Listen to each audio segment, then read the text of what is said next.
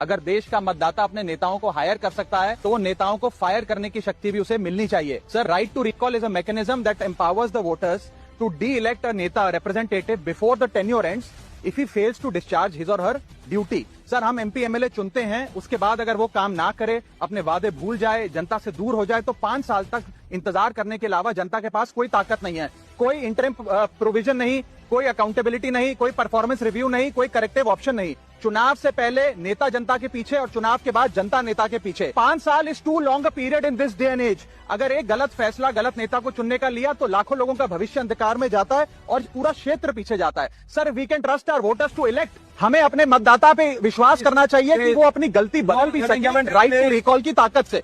Sir, let me clarify that right to recall is not a weapon against politicians. It is an insurance policy for democracy. और भारत के संविधान में जब आप राष्ट्रपति को इम्पीच कर सकते हैं टेन्योर के दौरान, उपराष्ट्रपति को हटाने का प्रावधान है, जजों को इम्पीच करने के लिए प्रोसेस लेट डाउन है, यहां तक कि रूलिंग गवर्नमेंट के खिलाफ नो कॉन्फिडेंस मोशन लाकर आप सरकार बर्खास्त कर सकते हैं। तो एमपी एमएलए अगर आपका नॉन परफॉर्मिंग है तो उसको हटाने के लिए क्यों नहीं राइट टू रिकॉल मतदाता को देना चाहिए।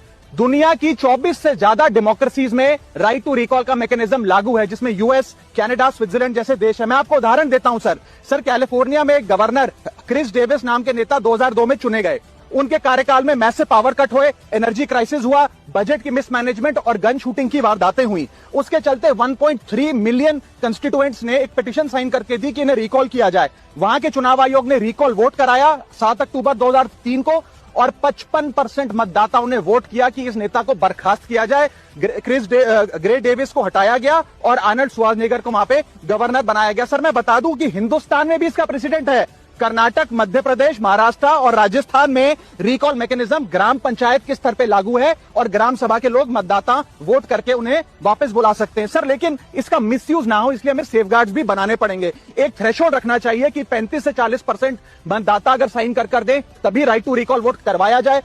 नेता को 18 महीने के लिए परफॉर्मेंस पीरियड देना चाहिए, कूलिंग ऑफ पीरियड, जिसमें उसे ना हटाया जाए। स्पेसिफिक ग्राउंड्स फॉर रिमूवल होने चाहिए ताकि फ्रिवलेस ग्राउंड्स ना हो और रिकॉल कम से कम 50% वोटों के बाद हो। ऐसा होगा तो पार्टियां भी ऐसे लोगों को टिकटें देंगी जो परफॉर्मर्स हो, ना कि नॉन परफॉर्मिंग एसेट, और भारत की डेमोक्रेसी मैच्योर होगी, सिटीजन एम्पावरमेंट बढ़ेगा and recall will give the voter the power to fix that.